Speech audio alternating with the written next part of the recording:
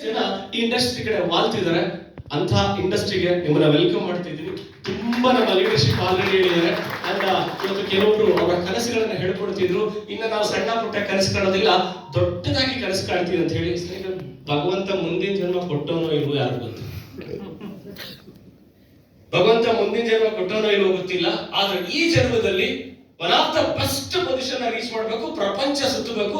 ನಮಗೆ ಹೆಂಗ್ ಇಷ್ಟ ಆಗುತ್ತೋ ಹಂಗ ಇಷ್ಟ ಬಂದಂಗಿರ್ಬೇಕು. ಆಗತ್ತಾ? ಆಗತ್ತಾ? ಆಗತ್ತಾ? ಆಗೋದಿಕ್ಕೆ ರೈಟ್ ಪ್ಲಾಟ್ಫಾರ್ಮ್ ಅಲ್ಲಿ ಇದ್ರಿ. ಯಾಕಂದ್ರೆ 23 ವರ್ಷದ ಹಿಂದೆ ಏನೆಲ್ಲ ಅನ್ಕೊಂಡ್ವೋ, ಥ್ಯಾಂಕ್ ಗಾಡ್ ಅದನ್ನು ಮೀರಿ ಭಗವಂತ ಕೊಟ್ಟಿದ್ದಾನೆ.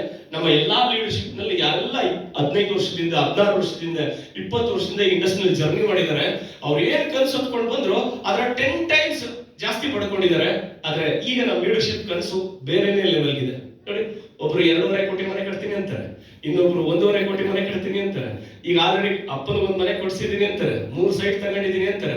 ಇನ್ನೂ ಕೆಲವೊಬ್ರು ಇದ್ದಾರೆ, ಇನ್ನೂ ಸುಮಾರು ಜನ ಇದ್ದಾರೆ. ಅವರೆಲ್ಲ ಆಟೋಮ್ ಬಾಂಬ್ಸ್